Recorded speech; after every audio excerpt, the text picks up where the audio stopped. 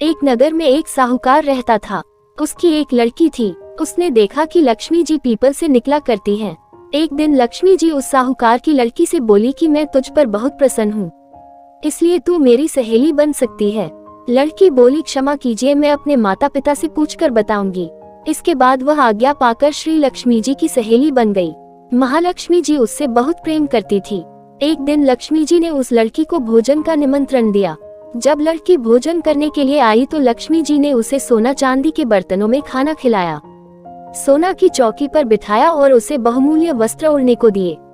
इसके बाद लक्ष्मी जी ने कहा कि मैं भी कल तुम्हारे यहाँ आऊंगी। लड़की ने स्वीकार कर लिया और अपने माता पिता को सब हाल कहकर सुनाया। ये सुनकर उसके माता पिता बहुत खुश हुए, लेकिन लड़की उदास होकर बैठ गई। कारण पूछने पर उसने अपने माता पिता को बताया कि लक्ष्मी जी का वैभव बहुत बड़ा है, मैं उन्हें कैसे संतुष्ट कर सकूंगी।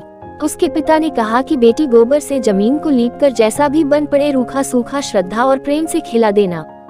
ये बात पिता कह भी न पाए कि एक चील वहां मंडराते हुए आई और किसी रानी का नौलखा हार वहां डालकर चली गई। ये देखकर साहूकार की लड़की बहुत प्रसन्न हुई। उसने उस हार को बेचकर लक्ष्मी जी के भोजन का इंतजाम किया। इसके बाद वहां श्री गणेश जी और लक्ष्मी जी वहां आ गए। लड़की ने उन्हें सोने की चौकी पर बैठने को कहा। इस पर महालक्ष्मी जी और गणेश जी ने बड़े प्रेम से भोजन किया।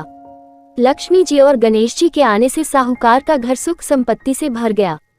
हे लक्ष्मी माता, जिस प्रकार उस लड़की पर अपनी कृपा बरसाई, उसी प्रकार सभी घरों में सुख संपत्ति देना।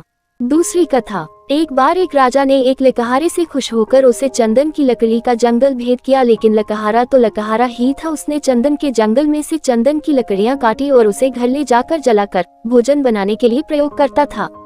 जब राजा को ये बात अपने गुप्तचरों से पता चली तो उन्हें समझ आया कि पैसा सिर्फ मेहनत से नहीं, बुद्धि से भी हासिल किया जाता है। इसलिए दिवाली के दिन माँ लक्ष्मी के साथ भगवान गणेश जी की भी पूजा की जाती है, ताकि व्यक्ति को धन के साथ साथ उसे प्रयोग करने की योग्यता भी मिले।